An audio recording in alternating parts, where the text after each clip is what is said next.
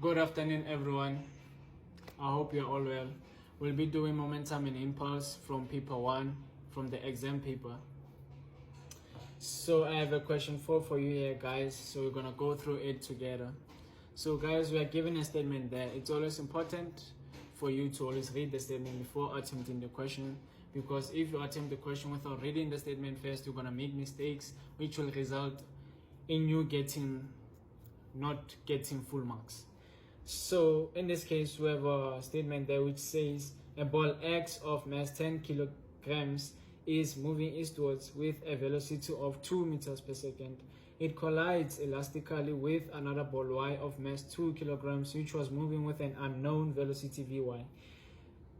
Immediately after the collision, ball X comes to rest and ball Y moves eastwards with a kinetic energy of 36 joules. So we're given kinetic energy, we're given the masses of the two blocks, and also we're given the velocity there, right?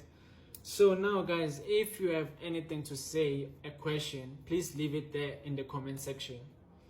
So we have the diagrams there, diagram A, which is like before collision with block X and block Y, and then we have diagram B after collision with block X and block Y, and then we have something like a compass there which shows the direction, which we have north, east, south, and west. So 4.1 says define the meaning of the term elastic collision. So what does the term elastic collision mean?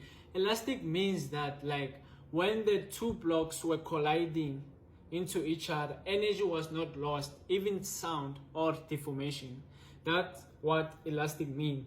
But what is elastic collision? Elastic collision is a collision in which both the total momentum and total kinetic energy are conserved, right? So we move to the following question, which the following question they say calculate velocity Y. We can see that in the statement we're given that ball X comes to rest, right? Ball X comes to rest and ball Y moves eastwards with a kinetic energy of 36 joules, right? So meaning that as block X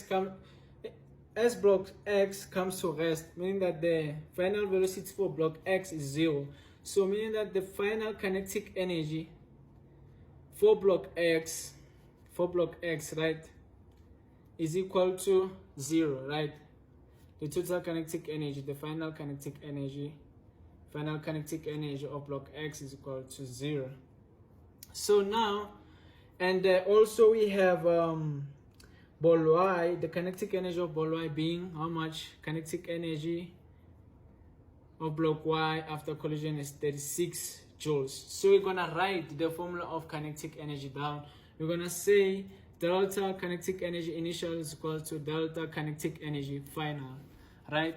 And then after writing this, we know the formula, right? Delta means you're adding both for the both masses, right? Which is 1/2 mass times velocity of block X initial all squared plus 1/2 mass times initial velocity of block Y squared. It's equal to 1/2 mass times final velocity of block X all squared plus 1/2 times mass times final velocity of block Y all squared. So we know that this it's equal to this, right? It's 36 joules, and here it's equal to 0, right? As we have indicated there above. So here we have the mass of block X, which is 10 kilograms. So it's going to be 1/2 into 10, and we have the initial velocity which is moving east, so it's going to be positive. We'll have 2 all squared plus 1/2, and then the mass of block Y, was it given there on the statement? Yes, the mass was given, which is 2 kilograms, right? You sub it there, and then the initial velocity of Y, was it given? No, the initial velocity of block Y was not given. It's what we are looking for, right? We are looking for these, it's equal to, and then this, it's equal to this, right? Meaning here it's 0, and then here we said it's how much? 36, right?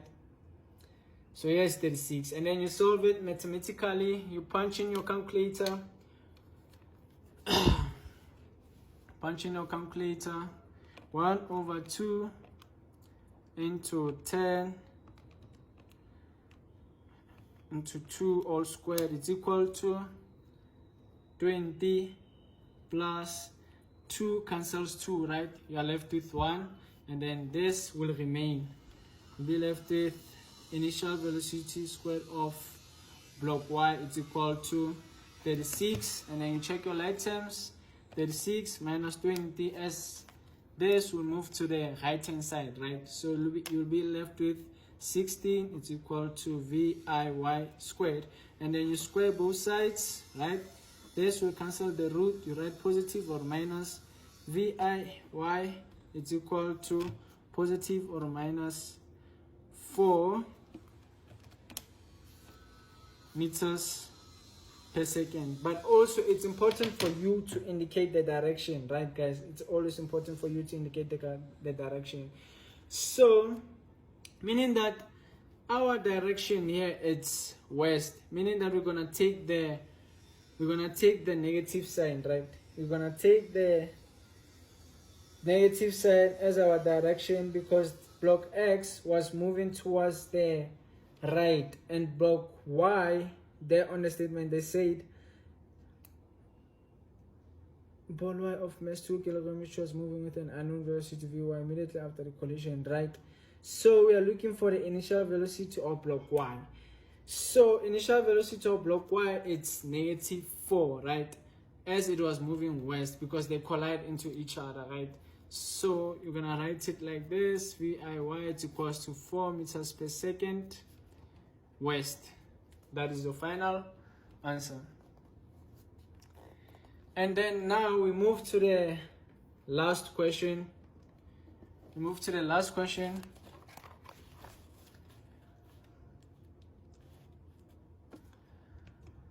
Which the last question requires you to calculate the magnitude of the force that ball X exerted on ball Y, right, during the collision. So here you're gonna use the impulse formula, right, which is F net delta T is equals to delta P.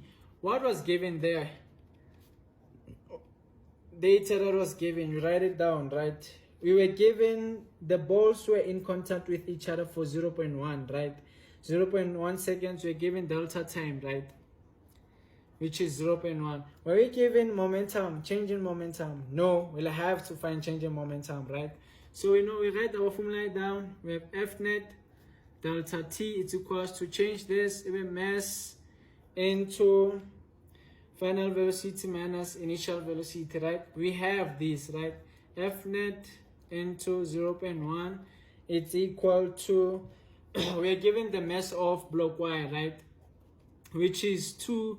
And then did we calculate the final velocity of block Y? Let's check. We have the kinetic energy of block Y, the final kinetic energy of block Y, which it was given there. And then we calculated the initial velocity of block Y, which is negative 4. And then now we were given the final velocity of block Y, right? The final velocity of block Y is 6. So guys, the final velocity was not given, right? We can exclude it for now.